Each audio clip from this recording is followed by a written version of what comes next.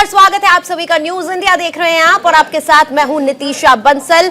News India पर उत्तर प्रदेश में चौथे चरण के मतदान की कवरेज लगातार जारी है। लगातार हमारे रिपोर्टर्स ग्राउंड जीरो पर मौजूद हैं और इसी बीच यह अहम खबर, 9 जिलों में आज 59 सीटों पर मतदान हो रहा है और 11 बजे तक 20% मतदान हो चुका है। बिल्कुल, तो आज 9 जिलों की 59 सीटों पर मतदान है। 624 उम्मीदवारों की किस्मत आज दांव पर लगी है। 2017 में बीजेपी ने 9 में से 4 जिलों में क्लीन स्वीप किया था, लेकिन इस बार मुद्दे बदल चुके हैं। पिछली बार योगी और मोदी लहर का बहुत फायदा भारतीय जनता पार्टी को मिला था, लेकिन इस बार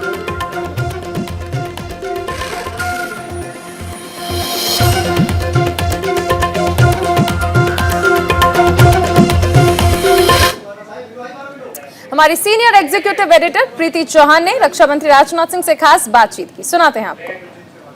नमस्ते, आप देख रहे हैं न्यूज इंडिया 24/7 और मैं हूं आपके साथ प्रीति चौहान। इस वक्त हम लखनऊ में मौजूद हैं और मेरे साथ खुद रक्षा मंत्री राजनाथ सिंह जी मौजूद हैं न्यूज इंडिया 24/7 पर। सबसे पहले राजनाथ सिंह जी, आपका बहुत बहुत स्वागत है मेरे चैनल पे। बहुत बहुत धन्यवाद। और सर, आप खुद लखनऊ में हैं, आप वोट कर चुके हैं? कर चुका, अभी वोट करके आ रहा हूँ। सर, क्या लग रहा है जो समीकरण है, जिस तरीके से बताया जा रहा है कि टक्कर बहुत ज्यादा है, लेकिन कोई टक्कर नहीं है। भारतीय जनता पार्टी को शानदार कामयाबी हासिल हो रही है और मेरा तो यह मानना है कि 2017 की विधानसभा चुनाव में जितनी सीटों पर हमको कामयाबी हासिल हुई थी, कमोबेश 10-5 सीट का इधर उधर हो सकता है, उतनी ही सीटों पर 2022 के चुनाव में भी हमको कामयाबी हासिल होगी।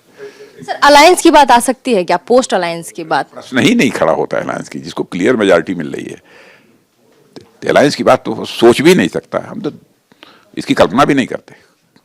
सर, इस बार मुद्दे क्या रहे जिस पर बीजेपी ने चुनाव, मतलब अभी भी लड़ रहे हो, कैंपेन चल रहा है? गुड गवर्नेंस, कोर जो मुद्दे रहे, गुड गवर्नेंस और डेवलपमेंट, सुशासन और विकास, प्रमुख रूप से 2 मुद्दे थे जिन मुद्दों पर प्रदेश की जनता ने मतदान किया। सर, रोजगार, लोग इस दृष्टि से देख रहे हैं क्या? गवर्नेंस के अंतर्गत सब सारी चीजें आ जाती हैं। देखिए, कोरोना के कारण एक क्राइसिस पैदा हुई थी भाई। 2 लोगों का साथ बैठना मुश्किल था, कैसे परीक्षा हो, कैसे भर्ती हो। लेकिन अब यह संकट समाप्त हो रहा है। 100 साल में ऐसी महामारी नहीं आई थी जैसी कोरोना की महामारी आई। उसके बाद सारी चीजें प्रारंभ होंगी, माने रोजगार के अवसर जो हैं वो लोगों को प्राप्त होंगे। सर, आप खुद रक्षा मंत्री हैं, रूस और यूक्रेन का मामला गहराता जा रहा है, भारत इसको कैसे देखता है? शांति कायम होनी चाहिए, भारत की सोच तो यही है और भारत यही चाहता है। बहुत बहुत शुक्रिया। हमारे साथ रक्षा मंत्री राजनाथ सिंह जी थे और न्यूज इंडिया 24/7 से उन्होंने एक्सक्लूसिवली बातचीत।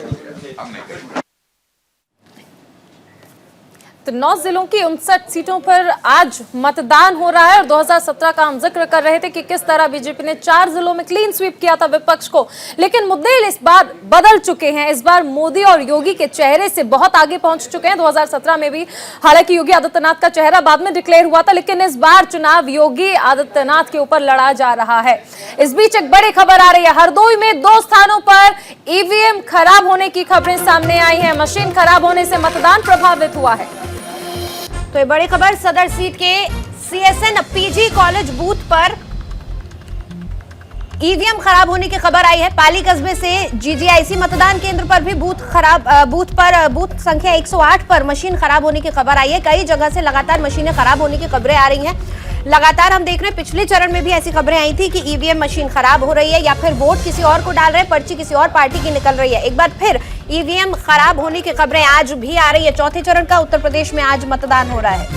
बिल्कुल, तो हरदोई से ये बड़ी खबर है, 2 स्थानों पर ईवीएम खराब होने की खबरें सामने आ रही हैं और इससे पहले भी बहुत सारे जिले ऐसे रहे हैं जहां पर ईवीएम खराब होने की खबरें आई। लेकिन सबसे अहम चीज है कि मतदाता जो मतदान केंद्र पर पहुंचते हैं उन्हें इंतजार करना पड़ता है। यहाँ पर है और किस लिए आप आए थे और क्या समस्या यहाँ पर आ रही है?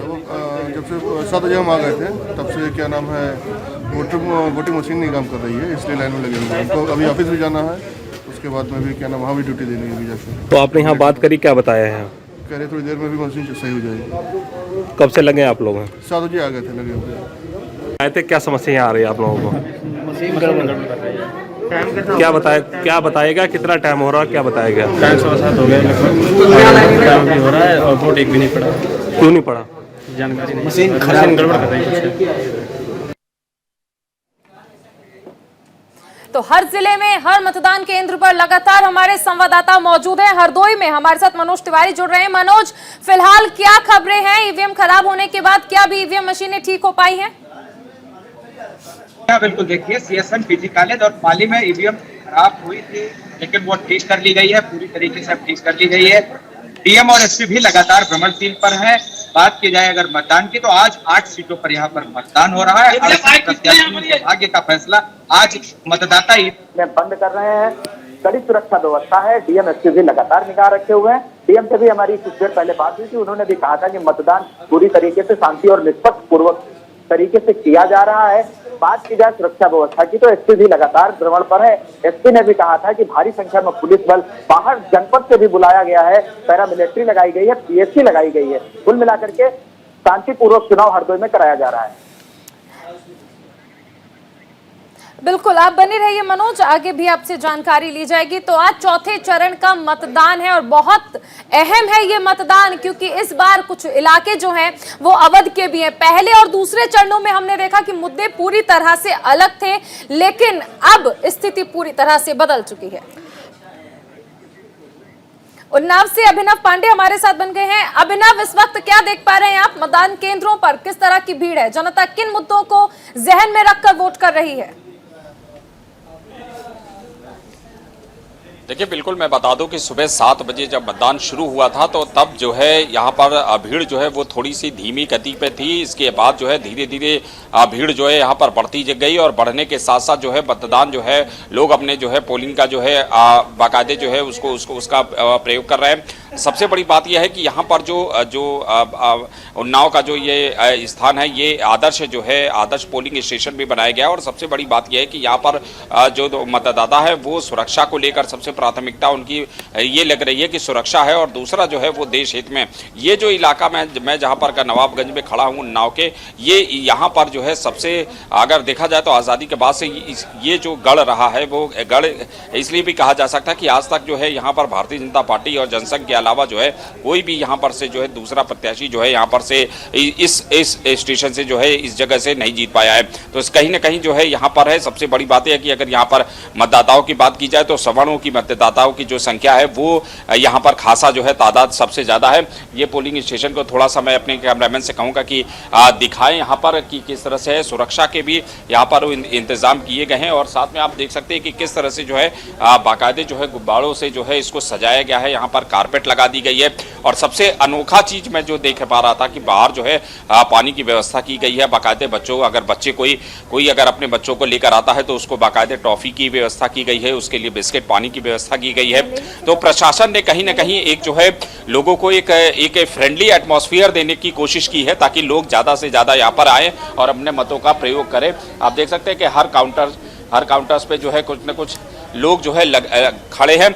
जिस तरह से देखिए तो 8 बजे से लेकर और बाकायदे 11 बजे तक 9 बजे तक जो है वो मतदान जो है वो काफ़ी तेज़ी में चला है। उसके बाद जो है अब ही जो है थोड़ा सा यहाँ पर धीमी गति से हो गया और उम्मीद की जा रही है कि ज़्यादा से ज़्यादा लोग जो है थोड़ी देर में यहाँ पर फिर से यहाँ पर पहुँचेंगे। हालांकि फिलहाल मैं बता दूं कि तमाम जो बस्ते लगे हुए हैं वहाँ पर खासा भीड़ देखने को मिल रही है और बड़े सुचारू ढंग से जो है अभी इस पोलिंग स्टेशन में या उन्नाव में बात की जाए तो एक जगह पर जहाँ पर जो है नदी पर पुल न बनने के कारण जो है वहां लोगों ने विरोध जरूर किया था, लेकिन सीडीओ और स्थानीय प्रशासन के मान मनौवल के बाद स्थानीय ग्रामीणों ने जो है वहां पर पोलिंग भीड़ से वहां पर वोट देने का फैसला किया गया उन लोगों को बाकायदे। लेकिन सुबह उन लोगों ने पूरी तरह से बहिष्कार कर दिया गया था क्योंकि उन लोगों का साफ तौर से कहना है कि जब तक विकास नहीं होगा तब तक हम वोट नहीं देंगे। इसके बाद जो है प्रशासन के हाथ पैर फूल गए और प्रशासन के पास एक बड़ी जिम्मेदारी थी कि उन लोगों को किस तरह से मान मनौवल कर उन लोगों को बाकायदे पोलिंग के लिए उन लोगों को वोट के लिए तैयार किया जाए। लेकिन अभी जो खबर आ रही है कि वो पूरी तरह से इसके अलावा लॉ एंड ऑर्डर की बात की जाए, पिछले यहाँ पर जो है जो लॉ एंड ऑर्डर की व्यवस्था है उसको लेकर जो है लोग स्थानीय मुद्दे जो है सबसे बड़ा जो महिलाओं में देखने को मिला वो ये था कि यहाँ पर जो बिजली की व्यवस्था थी वो उनको लोगों को साफ तौर से कहना है कि पिछली सरकारों में इस बार जो चुनाव पर हावी हो रहे हैं, देखना होगा कि किन मुद्दों को लेकर अब वोटिंग चल रही है और क्या जनादेश निकल कर आता है वो 10 तारीख को हमें पता चल जाएगा। सीतापुर का हम रुख कर लेते हैं, मेरे सहयोगी वहां से मौजूद है। क्या कुछ देख रहे हैं आप पोलिंग बूथ पर इस वक्त? मैं आपको बिल्कुल बता दूं कि सीतापुर में 9 विधानसभाएं हैं। यहाँ पर जो है सुबह 7 बजे से ही वोटिंग शुरू है। वोटरों में काफी उत्साह देखा जा रहा है। साथ में आपको ये भी बताऊंगा महोली विधानसभा बंडिया गांव में वोटिंग का बहिष्कार कर दिया गया। सुबह 9 बजे तक केवल 5 ही वोट पड़ पाए हैं। आपको ये भी बताना चाहूंगा कि सुबह से अधिकारी ग्रामीणों का मान मनोबल में लगे हुए हैं कि वोट आने, लेकिन ग्रामीणों का साफ तौर पर कहना है कि यहाँ पर आजादी के बाद से हमारे गाँव में सड़क नहीं बनी हुई है, ना ही कोई विकास बना। वही महिलाओं की बात करें तो महिलाओं का साफ तौर पर यही कहना है कि यहाँ हम लोग झोपड़ी में रहते हैं, हमारे वहाँ कोई भी शौचालय, कोई भी आवास नहीं बना हुआ है, इसलिए वोट का बहिष्कार कर रहे हैं। साथ में ये भी बताना चाहिए इस समय हम पुराने सीतापुर में खड़े हैं, म्युनिसिपल इंटर कॉलेज के बूथ के पास खड़े हैं। आपको दिखाना चाहते हैं यहाँ पर भारी सुरक्षा व्यवस्था की गई है, पैरामिलिट्री फोर्स लगाई गई है और हमारे साथ कुछ वोटर मौजूद है। आइए उनसे बात करते हैं कौन कौन से मुद्दे पे वो वोट कर रहे हैं। जी, आप कौन कौन से मुद्दे पे वोट कर रहे हैं? विकास के मुद्दे पे वोट कर रहे हैं। विकास के जी, आपसे जानना चाहते हैं कि आप यहाँ वोट डालने के लिए आए हैं, क्या मुद्दा है आपका जो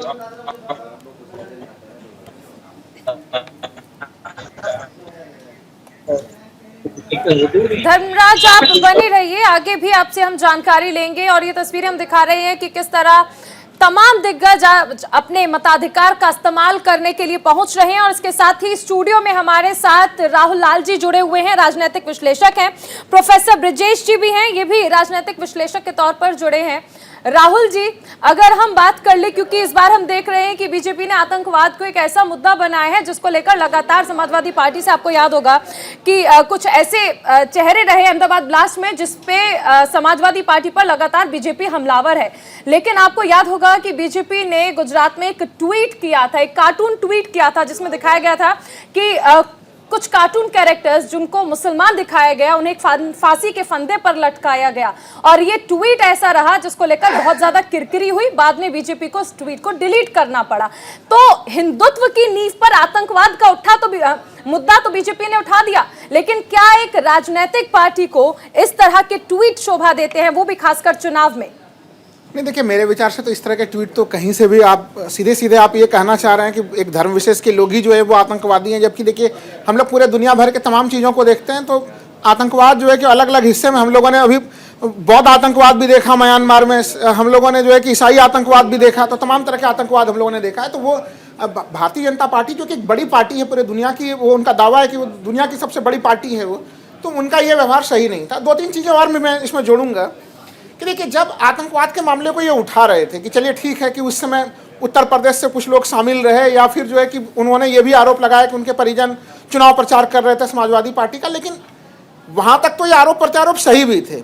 लेकिन जब भारतीय जनता पार्टी ये आरोप लगा रही है कि देखो देखो आप चुनाव चिन्ह को निशाना बना रहे हैं और आप साइकिल को ही सीधे सीधे आप आतंकवाद के घेरे में ला दे रहे हैं, तो देखिए जब आप आरोप लगाते हुए इस ऊंचाई पे पहुंच जाते हैं कि जहाँ पे कि तर्क बिल्कुल खोजे हुए नहीं मिलता है कि आप सीधे सीधे साइकिल बराबर आतंकवाद बना दें, तो फिर जनता देखिए ऐसे चीज़ों को स्वीकार नहीं करती है। तो कहीं न कहीं मुझे ये लग रहा है कि ये मामला जो बीजेपी को कुछ लाभ दे सकता था अगर वो संयमित होकर आरोप करते, लेकिन उन्होंने संयम तोड़ के जिस तरह से आरोप लगाया है वो कहीं न कहीं उनको बैकफायर ही करेगा ये पूरा मामला। इससे ये स्पष्ट रूप से जनता को दिख रहा है, क्योंकि देखिए जनता काफ़ी जनता का जो विश्लेषण होता है, जनता जो निर्णय लेती है वो काफ़ी गंभीरता के साथ निर्णय लेती है, तो ये एक तरह से बैकफायर वाला मामला रहा।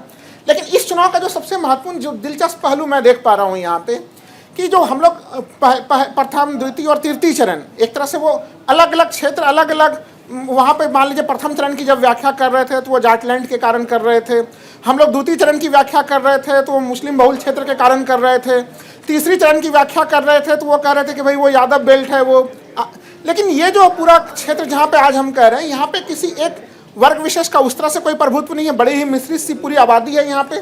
लेकिन यहाँ पे राजनीति को जो प्रभावित करने वाला तत्व है वो है यहाँ पे 27% दलित वोटर। और जब यहाँ पे हम लोग दलित वोटर की बात करते हैं तो ये दलित वोटर प्रथम चरण से थोड़ी इसकी संरचना अलग आती है। वो कि प्रथम चरण में हम लोग देख रहे थे कि जो जाटव मतदाता थे दलितों में वो 70% से अबव हो रहे थे, लेकिन इस वाले श्रेणी में वो संख्या जो 40% पे जाके सिमट रही है। यानी यहाँ पे गैर जाटव वोटों का बड़ा राहुल आपके पास आएंगे, हमारे साथ उन्नाव से संवाददाता अभिनव बने हुए हैं। अभिनव, जिस तरह आपने बताया था कि कुछ ग्रामीण ऐसे हैं जो चुनाव का बहिष्कार कर रहे थे, क्या इन ग्रामीणों से प्रशासन ने पहले बातचीत नहीं की थी, या फिर क्या लगता है, क्योंकि ऐन वक्त पे हमने देखा कि चुनाव बहिष्कार उन्होंने किया पुल के निर्माण को लेकर।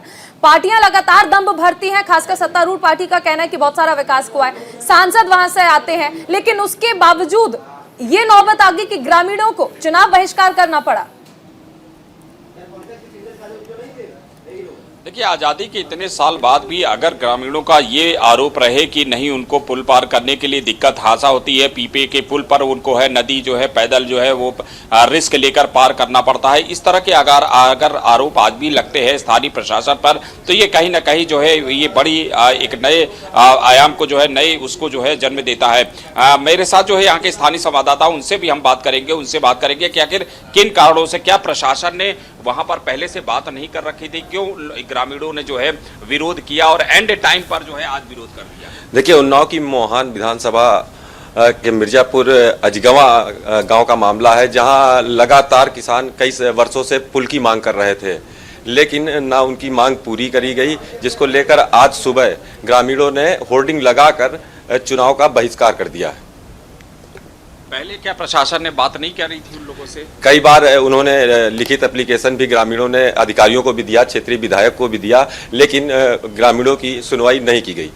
देखिए, इसी बीच में बता दूं कि एक जो है अभी जो है समाजवादी पार्टी ने उन्नाव से ट्वीट किया है, उसमें उन लोगों ने आरोप लगाया कि जो पीठासीन अधिकारी है वो जो है बाकायदे भारतीय जनता पार्टी पर वोट डालने के लिए वोटरों को बाकायदे उनको बार बार कर रहे हैं, और इस बात की जो है शिकायत उन लोगों ने चुनाव आयोग से भी की है, और समाजवादी पार्टी ने इस बात को अपने ट्विटर अकाउंट पर ट्वीट भी किया है। तो ये एक अपडेट जो है, जो ताजा अपडेट है, लेकिन फिलहाल मैं बता दूं कि उन्नाव में जो है इस समय 6 सीटें भारतीय जनता 6 सीटें हैं, जिसमें कि पिछले 2017 के चुनाव में 5 सीटें भारतीय जनता पार्टी के पाले में रही हैं और एक जो है बहुजन समाज पार्टी के। स्टूडियो में हमारे साथ प्रोफेसर ब्रिजेश जी भी हैं। ब्रिजेश जी, 2014, 2017, 2019 सोशल मीडिया बीजेपी के लिए विनिंग वेपन के तौर पर काम कर चुकी है, लेकिन आपको याद होगा अभी, क्योंकि चुनाव में मैं अभी राहुल जी से भी बात कर रही थी, अहमदाबाद ब्लास्ट का जो मुद्दा बना उस पर प्रधानमंत्री जी ने जिस तरह कहा कि साइकिल पर ही आतंकी सवार हुए, इस चीज को लेकर आज वही सोशल मीडिया है जो प्रधानमंत्री जी की लगातार इस बयान के बाद हमने देखा कि किस तरह उन्हें ट्रोल किया गया, और ये तस्वीरें भी आई कि ग्रामीण इलाकों में भी राजनीतिक पार्टियों के नेताओं ने भी साइकिल के साथ फोटो ट्वीट की, जिसमें प्रधानमंत्री का भी एक फोटो ट्वीट किया गया जिसमें वो साइकिल पर सवार थे। क्या लगता है, ऐसी बातें, ऐसे बयान कितना असर डालेंगे? नहीं, असर तो हर चीज का मिला जुला होता है, बट नेशनल सिक्योरिटी का जो है उसमें बीजेपी इज स्ट्रॉन्गर।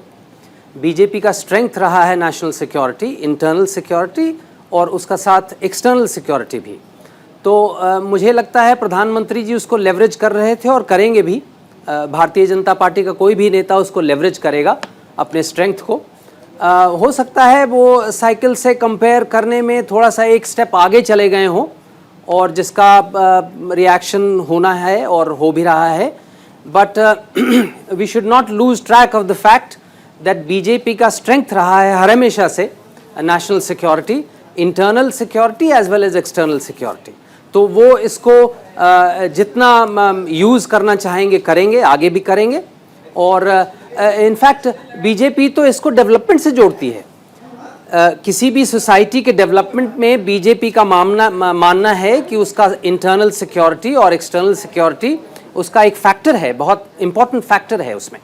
तो ये तो बीजेपी का स्ट्रेंथ है, वो इसका इस्तेमाल करेगी, और मेरा ख्याल है इसके फायदे भी उनको मिलते रहे हैं और आगे भी मिलेंगे।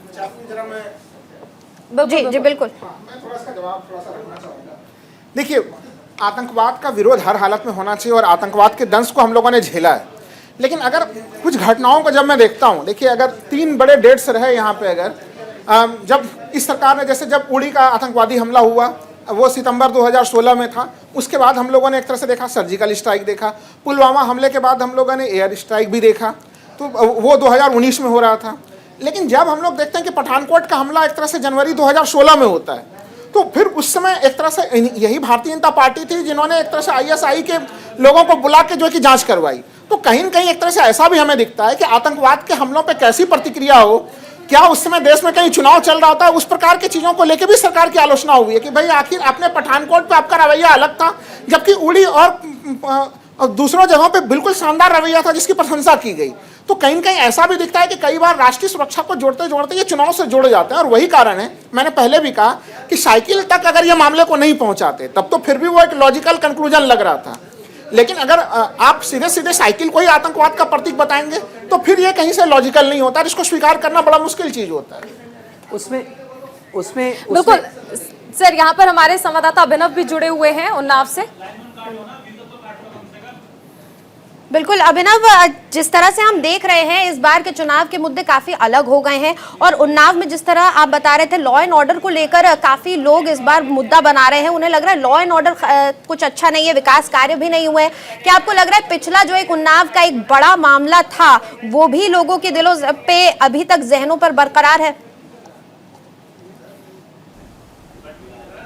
देखिए वो भी बरकरार है और सबसे बड़ी बात ये होती है कि एंटी इनकम्पेंसी का भी कुछ असर जो है देखने को हर जगह मिलता है। लोग नाराज होते हैं सरकारों से। 2012 में आप देखिए तो 2007 से लेकर 2012 तक मायावती को बाकायदे फुल मैंडेट दिया गया। उसके बाद भ्रष्टाचार पर मायावती की सरकार गिरकर अखिलेश यादव पूर्ण बहुमत में सरकार बनाए और भ्रष्टाचार उस सरकार में आपने देखा कि तमाम जो है लगभग 400 जो बार जो है वो दंगे हुए उत्तर प्रदेश में। तमाम जो है मुजफ्फरनगर का दंगा से कानून व्यवस्था पर निश्चित तौर पर समाजवादी पार्टी सरकार में एक जो है सवाल खड़े हो गए थे। उसके बाद योगी आदित्यनाथ को कमान सौंपी गई और उत्तर प्रदेश में भारतीय जनता पार्टी की पूर्ण बहुमत में सरकार बनी। 5 साल में इसमें कोई दोहराने की कानून व्यवस्था को लेकर सरकार इसीलिए बार बार प्रेशर बना दे रही है और उसको पंच कर रही है क्योंकि उसको पता है कि भारतीय जनता पार्टी सरकार में कानून व्यवस्था जो है वो सुदृढ़ रही है। वो एक उनके लिए बहुत बड़ा जो है एसेट।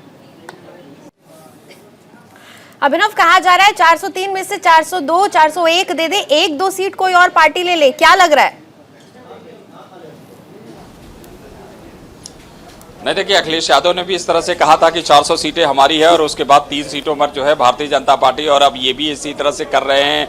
अब बीजेपी भी अपने दावे कर रही है। 325 सीट का मैंडेट अब तक सबसे बड़ा मैंडेट लेकर जो है वो भारतीय जनता पार्टी ने सरकार बनाई थी। अब इसमें जो है एंटी इनकम्पेंसी और दूसरी तरफ मैं बता दूं कि वो समीकरण जो पिछली बार भारतीय जनता पार्टी के साथ रहे हैं, मसलन की ओम प्रकाश राजभर जो है वो साथ में थे, वो इस बार जो छिटक कर इस बार समाजवादी पार्टी के, इसके अलावा स्वामी प्रसाद मौर्य जैसा जो गद्दावर नेता जो ओबीसी का एक बड़ा चेहरा था जिसको लेकर इस बार समाजवादी पार्टी में चला गया। कल ही आपने देखा कि डॉक्टर रीता बहुगुणा जोशी जो प्रयागराज से सांसद हैं, उनके बेटे मयंक जोशी ने समाजवादी पार्टी का एंड टाइम पे जब आज लखनऊ में वोट पड़ना था और कैंट विधानसभा में वोट पड़ना था, तब उन्होंने जो है एक बड़ा जो है सेटबैक देखते हुए बीजेपी को वो समाजवादी पार्टी में शामिल हो गए। तो इसका कितना प्रभाव पड़ पाएगा इसमें, क्योंकि नेताओं के इधर उधर दल बदलने का जो सिलसिला है वो अपने नफा नुकसान की उस पर चलता है। उसमें अगर कोई नेता ये कहता है कि नहीं हम जो है देश हित में, राज्य हित में और प्रदेश हित में और जनता के हित में करते हैं, ये सिर्फ और सिर्फ बेवकूफ बनाने वाली बातें इसलिए होती है क्योंकि हम लोगों ने देखा अगर आपको होता तो आप उसी दल में उसी जगह पर रखकर अपनी बातों को कहते, अपनी बातों को सुनते और लगते। लेकिन ये नेता अपने नफा नुकसान के हिसाब से जो है वो चलते हैं। लेकिन मुद्दों के साथ जो सरकारें हैं, ये अच्छी चीज है कि अब जो मैंडेट मिल रहा है, चाहे 2007 से 2012 का देखा हो, 2012 से 2017 या फिर 17 से 22, फुल मैंडेट में सरकार जो है बन रही है और इसका सीधा फायदा है इसलिए जनता को दिखाई पड़ रहा है क्योंकि सरकारों के हाथ जो है वो बंधे नहीं होते हैं। जब भी आप देखिए इसके पहले अखिलेश यादव मायावती और बीजेपी का गठबंधन, उसमें जो है लौटेंगे आपके पास ग्राउंड की हर तस्वीर दिखाएंगे। फिलहाल यूपी में चौथे चरण का रण क्योंकि लगातार जारी है, इसको लेकर बीएसपी नेता सतीश चंद्र मिश्रा से हमारे संवाददाता विवेक तिवारी ने खास बातचीत की, सुनाते हैं आपको। हमारे साथ सतीश चंद्र मिश्रा जी हैं। सर, कल से इस बात की चर्चा हो रही है कि अमित शाह ने मंच से ये कह दिया कि बीएसपी को आप कमजोर मत समझिए। लोग कह रहे हैं कि बहुत स्ट्रेटजी के तहत ये किया गया क्योंकि समाजवादी पार्टी से सीधी लड़ाई हो रही थी, इसलिए बीएसपी को कहीं ना कहीं वो चाहते हैं कि वो मैदान में दिखते। देखिए ये बात तो सबको मालूम है, उनको थोड़ी छुपी होगी कि बहुजन समाज पार्टी कितना अच्छा काम किस तरह से वोट पड़ रहे हैं। तो अगर कोई हकीकत को बयान कर रहा उसमें कौन सी बात है। उन्होंने वही तो कहा है कि जो वोट पड़ रहा है और उसमें जो उनको आप लोगों ने प्रश्न किया तो उसका जवाब दे दिया उन्होंने, और ये सही है, सही माने में कि एक तरफा वोट अब की बार दलित समाज का तो बहन मायावती जी को पड़ ही पड़ा है, इसके साथ में मुस्लिम समाज का भी पड़ रहा है, बैकवर्ड समाज का भी पड़ रहा है, अपर कास्ट समाज का पड़ रहा है, खासतौर से ब्राह्मण समाज पड़ रहा है। आप ब्राह्मणों को लेकर बहुत मेहनत कर रहे हैं। 2007 में एक सोशल इंजीनियरिंग बनी थी, लेकिन 12 में वो सपा के साथ, फिर 17 में भाजपा के साथ। आपको लग रहा है कि 14% ब्राह्मण मतदाता है इस पूरी बेल्ट उत्तर प्रदेश के अंदर, क्या आपको लग रहा है कि देखिए इस वाले जो आज का फेज है इसमें ब्राह्मण समाज के लोगों का बहुत बड़ा रोल रहेगा। जिस तरह से उन्होंने अभी 5 साल में भारतीय जनता पार्टी के अंदर प्रताड़ना झेली है, 100 से ज्यादा इनकाउंटर हुए हैं, 500 से ज्यादा ब्राह्मण समाज की हत्याएं हुई हैं, तो उसको वो भूलने वाला नहीं है। और अब वो इंतजार कर रहा था वेस्टर्न यूपी में जो था। तो हर पार्टी चुनावी बिसात पर फूंक फूंक कर अपने मोहरे बिठा चुकी है, लेकिन किसकी शय होगी और किसकी मात, ये नतीजे 10 मार्च को ही पता चलेंगे। न्यूज इंडिया पर लगातार जारी है चुनाव से जुड़ी महा कवरेज। आप बने रहिए न्यूज इंडिया के साथ।